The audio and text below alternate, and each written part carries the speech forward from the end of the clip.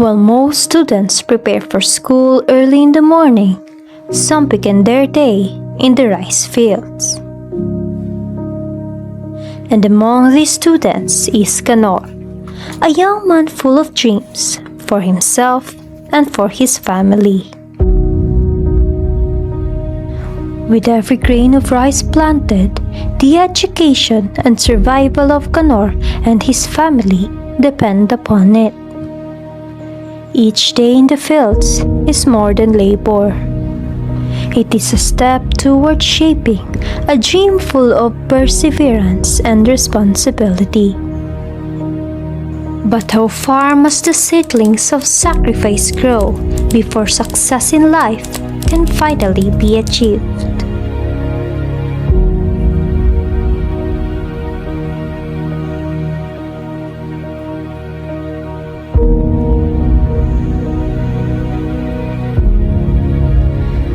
In the heart of a peaceful rice field stands a simple, quiet, and a humble home.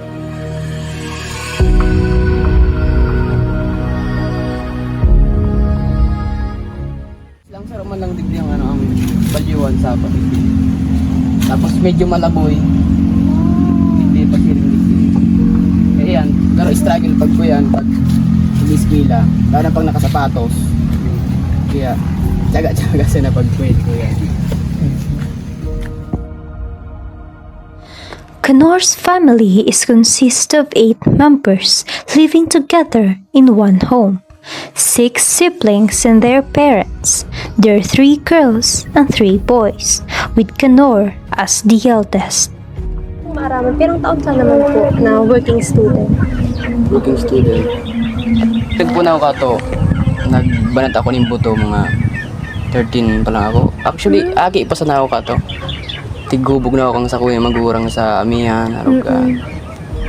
Puon-puon pa sana. Tigtok doa na kang mga bagay-bagay sa amihan. Bali, nagpuon ka po talaga dati. Sa amihan ka na talaga nagtrabaho. Pero giswilaw ka to. Pero that time, iba pa ka tong kung baga, isip bata wa ka to. Puro pa sa nakaluwag. Pero ngunyan, na na ako, garo. 20 years, mga 21 ako sa Abril. Iyo mangrari. Para puro sige mangrari ngunyan. Being a college student in a public institution is both a privilege and a responsibility, where staying in good standing means protecting the scholarship that keeps one's dreams alive. In present society, reports have shown that student employment is very common, with large numbers of undergraduate students who are working while studying, and most of them are doing so out of necessity rather than their own choice. But for a working student like Kanor, it is a different kind of struggle. For him, the journey is heavier and more complex as each day requires a delicate balance between meeting academic demands and carrying the responsibility of earning a living. In the Philippine context, the struggle to earn a diploma and a living wage at the same time is not an exception. It is a way of life for millions.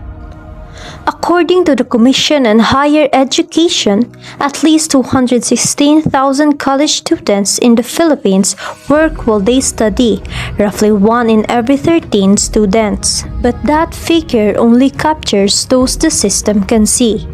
The Philippine Statistic Authority's Labor Force Survey tells a broader story. The number of working students climbed from 872,000 in 2020 to more than 1.48 million in 2022. A quiet crisis growing in plain sight. But for Kanor, being a working student requires a different level of commitment. Masakit. Masakit. Pero kaya man. Siyempre, inisip ko bilang ako sarong panganay sa muyang magtugang. Anong kayong turugan? Tiga kaya ko gabos na maanang ko gabos malampasan sa mga struggle sa buhay. So, mga trabaho, tapos sabay-sabay ko pag-eskwela, tapos business na daw po na.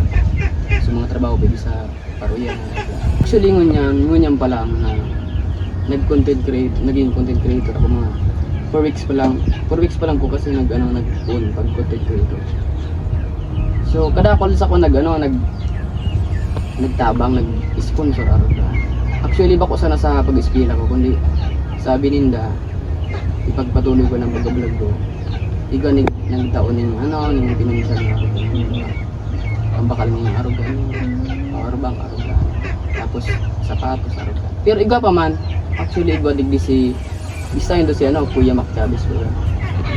Pinabangan niya ako makalog sa video kill assistance araw ka.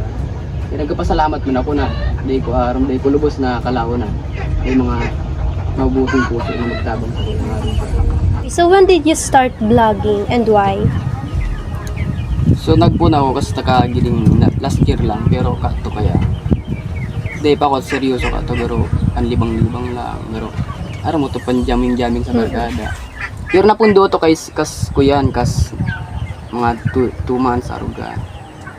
Pero nagbalik ako katong ngunyam pa lang mga January. Since vacation, may time ako mag-ano. Pero dahil ko talaga pangarap na maging vlogger, mga content creator. Dahil ko pinangarap. So, natawan lang ako ng opportunity na araw ka Actually, naugmaman ako siyempre sa mga content ko kada ako na ka-inspire, kada ako nag-suporta sa kuya. Nakakaugmaara mo itong pagpadagos mo lang Kaya ngunyan daw masakit sabay-sabay ko nagabos sabi ko.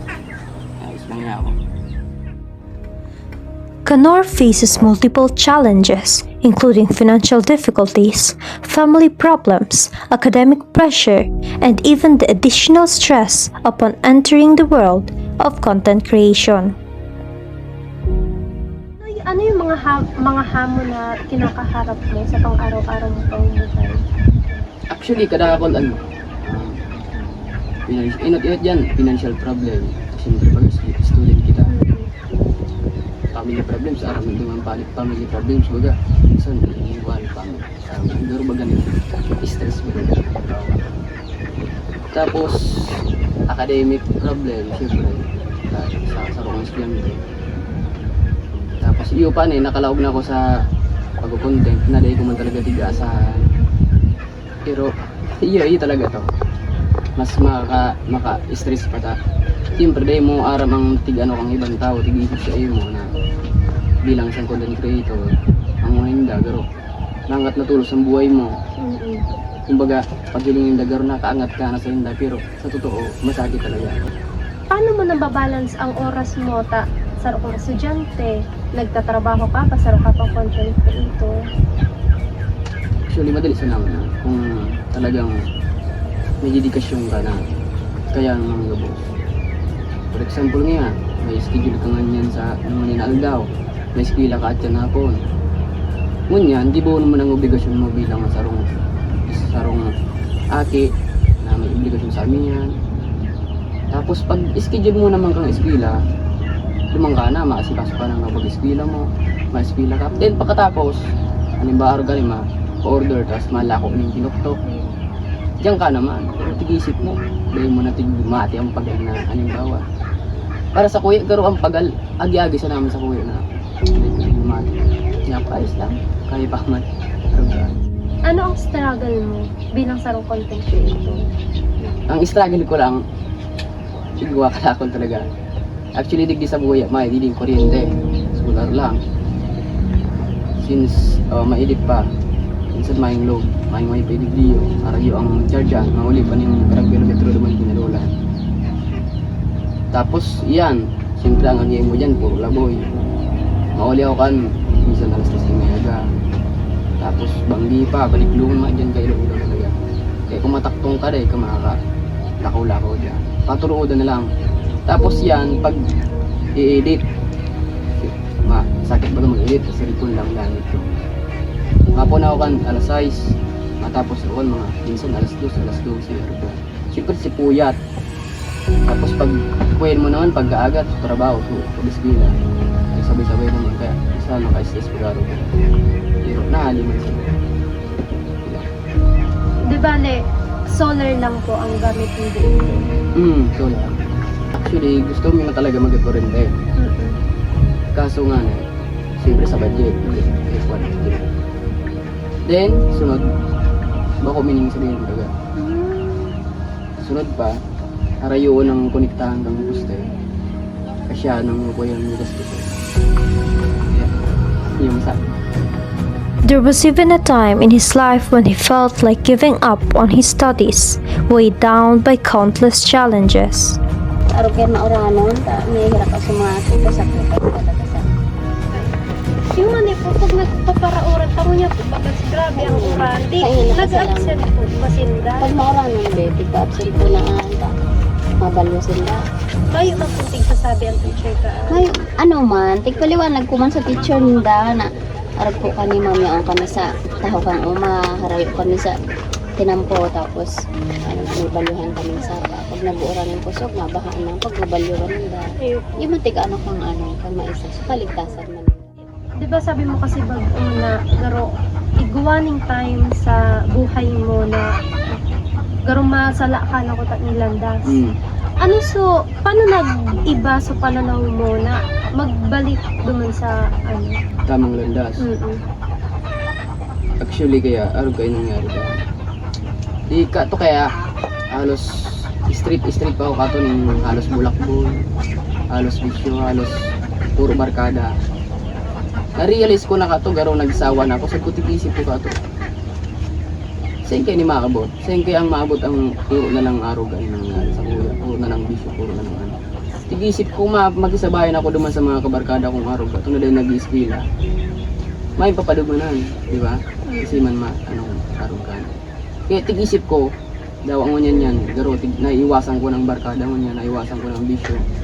Mas tigpili ko tig-priority ko sa pag-ispila ko din, sa pagtrabaho. Halos sarabay-sabay na. Kaya, ang iba sa kuya mga kabarkada ko halos nagtampo na, uy, iba ka na nga, uy, dahi ka na yan nag-video, dahi ka na sa mga nag-isama. Pero dahil daarap na mas focus na ako sa buhay talaga. Skill ako, so pamilya ako, tigo ko so. Kaya, masabi kong tama man sulandas na natao ko sa diri ko.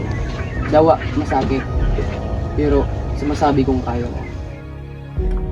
In the middle of our conversation, he also admitted to me that behind his obedient demeanor, Kanor felt a twinge of jealousy toward other young people who no longer had to work just to attend school and meet their daily needs. Siguro katong mga agi pa ako, garo siguro man ako itong amat sa marami. Naisip ko ito, katong mga kapanahonan na, may bagong bag na, ingit akong araw.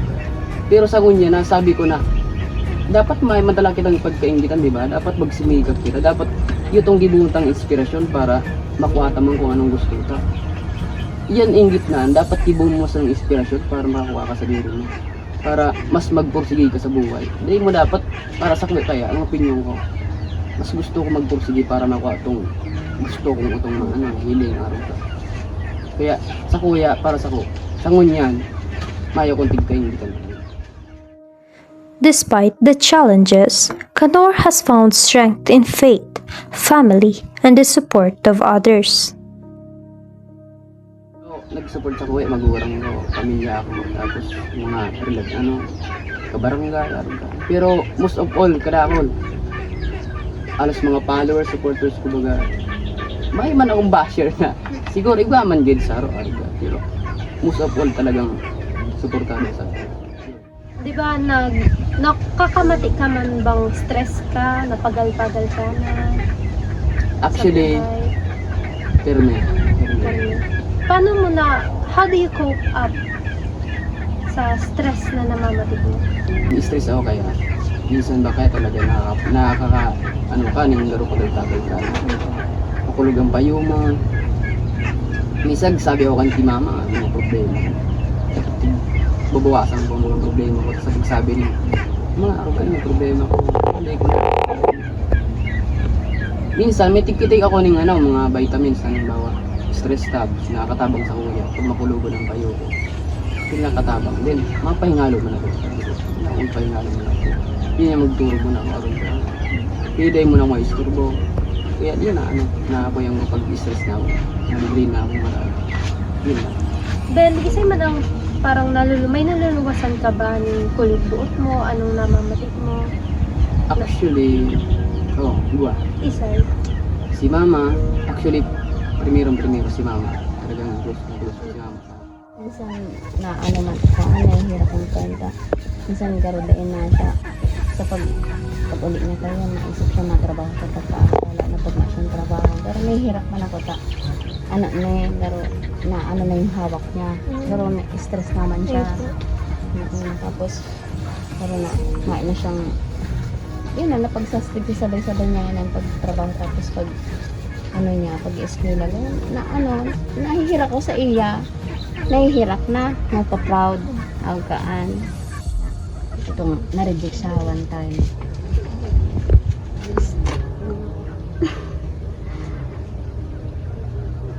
Sana ba? Itong na-reject, sobrang sakripisyo niya. Tapos, na-reject lang siya. Tapos, pero bis siya na-reject na. Labos na anong pinto niya. May kaparehas na. Sobrang nanghirap ko sa iya ka to. Pasensya na talaga, be. Di ko mapugol. Emotion ko. Sobrang na ano ako, nagpo-proud ko sa iya. Sobrang naugma ko ta. Pero, so feeling ko, yung aki ko baga, diba, baka mas ano, medyo sikat naman siya. Na, proud ako sobra sa iya. Tapos itong, sobrang nauugma ako dahil nahihiling ko minsan yung mga tahan na ay yung aki mo kaya iyo po kaya sobrang nagpasalamat ng nani ko sa mahal na Diyos na naging arte ng aki ko siya na sobrang napagbigay nabuo nahigos napagpasensya nagtsaga tapos pag-eskwela, gusto ko na siya itong maging mariman ang buhay niya maging siya so, ang pangarap niya makamit naman syempre po, minaman na nagsakit naman aram niya naman sa sakit niya na-agihan niya, gusto ko man so maging siya na maging naman siya successful sa buhay so makaigo siyang marin na trabaho. Can you share your dreams? Kung ano yung mga dreams mo after graduation? Actually, kay Ngunya, pero dahil ko sure kung anong maanang ko sa buhay ko. Unsure pa hanggang ngayon. Not sure pa Ngunya. Pero dati, kadakol kong pangarap. Pero kung sa pangarapan lang, kung masabi ko, talaga lulubos-lubusun ko na. Pero masabi ko Ngunya, not sure ako kung anong ko sa buhay. Pero ang tigpuyang ko lang talaga, goal ko, bako sa trabaho ko, bako sa magiging trabaho ko. Gusto ko lang, ang goal ko talaga, ang dreams ko lang, matabangan ng pamilya ko, ma-spoil ko sila, mapamati ko man lang sila ang arugan ng ginawa. Tapos makatabang ko sa ibang tao, yun lang. Diba ka ba ng parang mensahe sa ibang kaakian, sa ibang estudyante, sa ibang tao, yung message for them? Actually, igwa ako ma-advise. So, ang ma-advise ka lang sa mga arog ko, lalo na sa mga nag-iiskwela, mga kapos sa buhay, lalo na pong mga akik pa. Ang ma-advise ko lang, matibay kong advice na masabi ko, simple lang.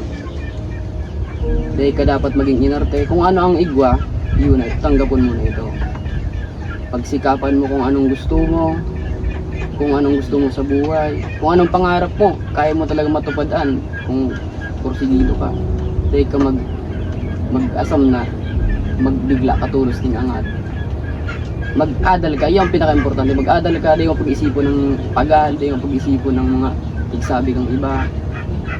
Di ka mag-inarte sa buhay, yun lang. The seedlings of sacrifice continuously grow as long as it is nurtured by sweat, determination, and hope.